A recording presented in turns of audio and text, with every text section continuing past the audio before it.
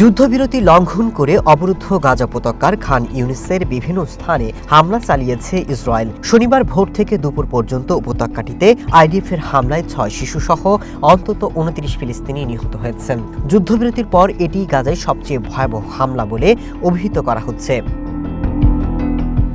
হামলায় গাজার পুলিশ সদর দপ্তর টার্গেট করে ইসরায়েলি সেনারা। এর আগে ভোরে মধ্য গাজায় 5 জন এবং দক্ষিণ গাজার আল মাউসিতে আরও 7 জন নিহত হন। সশস্ত্র গোষ্ঠী হামাস ইসরায়েলের এই নতুন হামলাকে বিপজ্জনকভাবে উত্তেজনা বৃদ্ধি হিসেবে উল্লেখ করেছেন। তারা বলছে ইসরায়েল ইচ্ছাকৃতভাবে যুদ্ধবিরতি লঙ্ঘন করছে।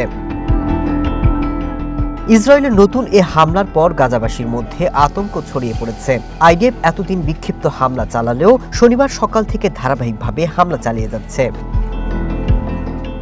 গাজার মিডিয়া অফিসের তথ্য বলছে যুদ্ধবিরতির 111 দিনে প্রায় 1,500 বার এর শর্ত লঙ্ঘন করেছে ইসরায়েল। এ সময় প্রাণ হারিয়েছে অন্তত 524 জন। এরই মধ্যে 2 বছরের বেশি সময় ধরে গাজায় হত্যাযজ্ঞ চালানোর পর প্রথমবারের মতো ফিলিস্তিনি ভূখণ্ডটিতে 70,000 মানুষের নিহত হওয়ার তথ্য স্বীকার করেছে ইসরায়েলি সেনাবাহিনী।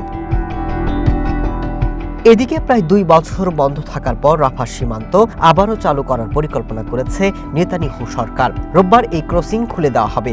জানুয়ারিতে আমেরিকা গাজায় দ্বিতীয় ধাপের যুদ্ধবিরতির ঘোষণা দিলেও সংঘাত অব্যাহত রয়েছে। এমন অবস্থায় নতুন করে হামলা জোরদার হওয়াকে অশনি সংকেত বলেই মনে করছেন বিশ্লেষকরা। Masud Rana, one international desk.